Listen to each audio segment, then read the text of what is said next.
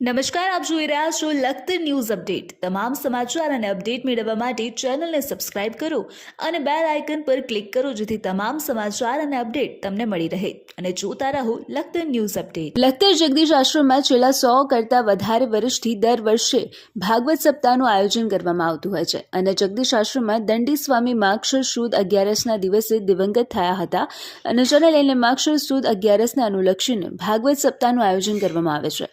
લખતર જગદીશ આશ્રમની સ્થાપના જગન્નાથ તીર્થ સ્વામી દ્વારા કરવામાં આવી હતી। જગન્નાથ તીર્થ સ્વામી દ્વારા લખતર, લીંબડી અને કડી એમ 3 ગામમાં જગદીશ આશ્રમની સ્થાપના કરવામાં આવી હતી। તેમના શિષ્ય ભાવપ્રકાશજી મહારાજ લખતર જગદીશ આશ્રમની દેખરેખ રાખવા સાથે પૂજન, અર્ચન, ભજન, કીર્તન પણ કરતા હતા।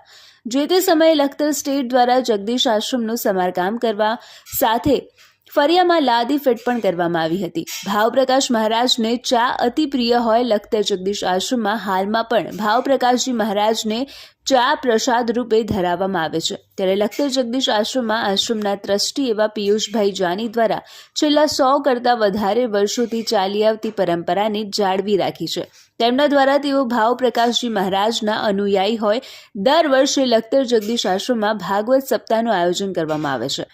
આજે ભાગવત સપ્તાહનો પ્રારંભ કરવામાં આવ્યો હતો અને પ્રથમ ભગવાનનું સ્થાપન કરવામાં આવ્યું। ત્યારબાદ પોથી યાત્રાનું આયોજન કરવામાં આવ્યું અને ત્યારબાદ પોથીનું વ્યાસપીઠ ઉપર સ્થાપન કરવામાં આવ્યું હતું। આજે સાંજે આજની કથા વિરામ સમયે ભાગવત ભગવાનની ભાવપૂર્વક, ભક્તિપૂર્વક આરતી અને પૂજન કરવામાં આવ્યું। વ્યાસપીઠ ઉપરથી લખતરના શાસ્ત્રી આશુતોષ રાવલ કથા શ્રવણ કરાવી રહ્યા હોય અને મોટી સંખ્યામાં લોકોને કથા શ્રવણ કરવા જગદીશ આશ્રમ ટ્રસ્ટ દ્વારા આમંત્રણ પણ પાઠવવામાં આવ્યું છે।